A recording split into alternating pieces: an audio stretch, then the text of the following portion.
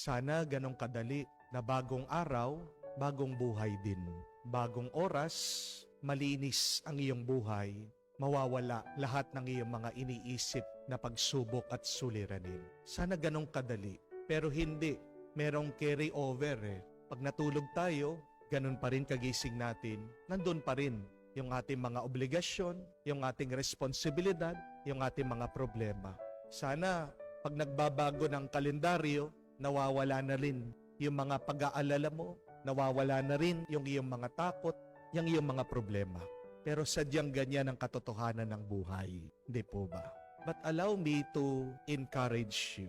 Please remember this, that problems are a part of life, and solving them is the art of life. Ang problema ay parte ng buhay, at ang pagsagot sa iyong mga problema ay ang ganda ng buhay. Bakit po lalong bumibigat ang ating mga problema sa buhay?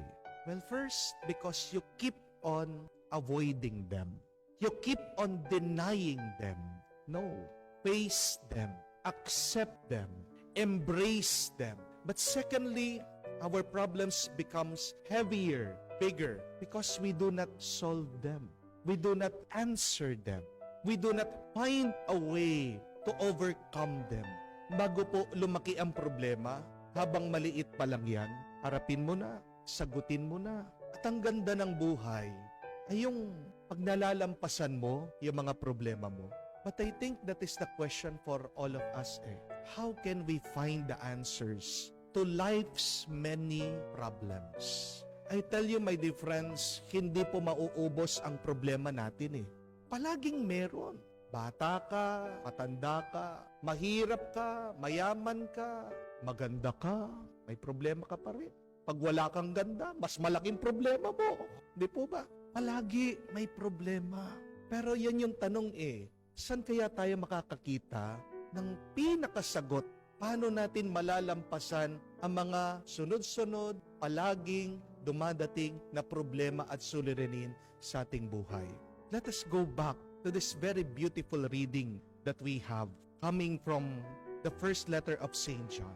Memorize this verse. Ano po ang sabi niya? Beloved, who is the one who conquers the world, but the one who believes that Jesus is the Son of God? Very beautiful.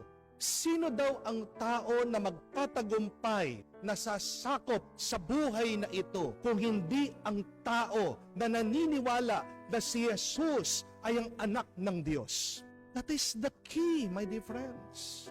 It is our faith in Jesus, the Son of God. And I think that we should really ask ourselves, do I believe that Jesus is the Son of God? Do I believe in the deepest of my heart?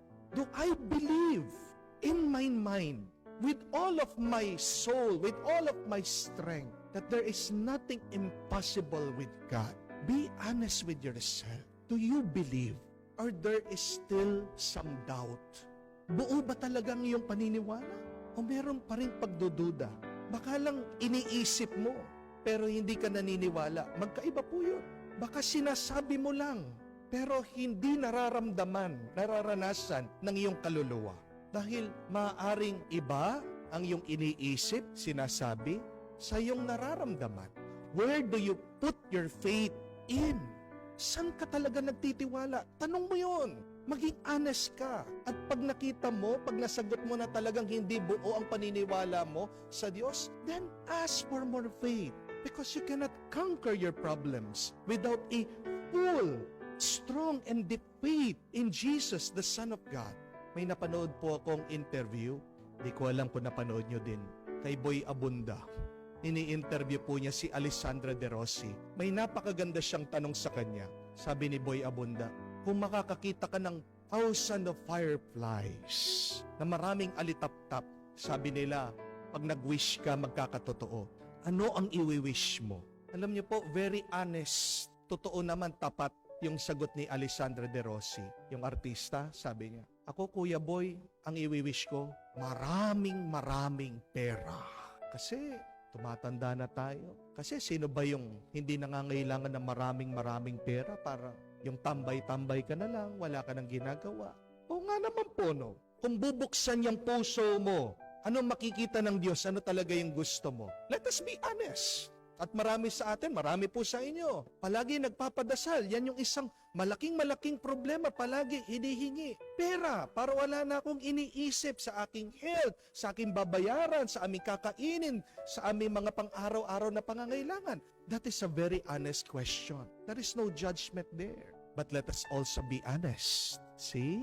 Where do you put your trust in? Sinasabi mo, you trust God. And yet, what do you seek? Naniniwala ako, I trust the Lord. Pero yan yung palagi mong hinahanap, pera. Baka nakalimutan na natin ang salita ni Jesus. Seek first the kingdom of God and everything will be given to you besides.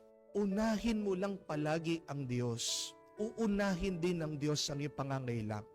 Bakit hindi pa dumadating ang maraming grasya? Yan yung problema. Hati ang iyong paniniwala sa Kanya. May pagdududa ka. Wala pa rin sa puso mo ang Diyos.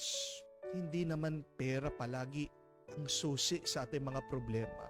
You can do a lot of things with money and yet not everything. Amen? Nabalitaan niyo po ba yung anak na mga Samsung, yung mga pinakamayaman na Koreano, nagpakamatay? Pag sinabi mo daw Samsung sa ibang bansa, sila yung may-ari ng lahat. Building, maraming lupain, maraming pera, maraming sasakyan, everything. They are very powerful. But see, nandun na lahat dun sa anak nila. Limpak-limpak na pera. Lahat na magagawa niya, lahat ng gusto niya. Pero bakit nagpakamatay? Because it is not money that conquers the world. It is not money that solves the problem. Until when will we understand that? Kumuha po kayo ng dolyar. Makikita nyo sa pera ng mga Amerikano. Buti pa doon pinapaalala sa atin. Ano yung nakasulat? In God we trust. Nasa pera nila yun. Sana sa pera din natin, no? Maisulat yun. In God we trust. Who do you trust? And why should we trust God? Ano pang sabi ni San Juan? Because in God we have life. And John ended his letter by saying that with God, He gives us eternal life. Hindi lang po buhay, pero buhay na magpasawalang hanggan, buhay na puno, buhay na umaapaw. How do we receive that? Please, put your whole trust in Jesus, the Son of God. So bawat umaga po, and throughout the day, let this be our beautiful prayer to strengthen us, to encourage us, to give us life. Say, Jesus, I trust in you. As you wake up, pagising mo sa umaga, habang hinahawakan mo yung puso mo para nilalagay mo sa puso mo, sabi mo, Jesus, I trust in you. May sakit ka, san man yung parte ng iyong katawan na kumikirot, may sakit, hold that, pray, say, Jesus, I trust in you. Kung litong-lito ka, hawakan mo muna yung ulo mo. And then say, Jesus, I trust in you. Asking for enlightenment, Jesus, I trust in you. Walang pera yung wallet mo. Marami kang utang. Sige, hawakan mo yung wallet mo. Sabihin mo, Jesus, I trust in you. At pagkatapos ng araw, wala pa rin kasagutan ang iyong problema. Say that repeatedly hanggang makatulog ka. Gawin mong pampatulog yan. Yung panalangin na yan, ulit-ulitin mo, Jesus, I trust in you. Do you trust Jesus? Let us pray and hope so that we can overcome our problems.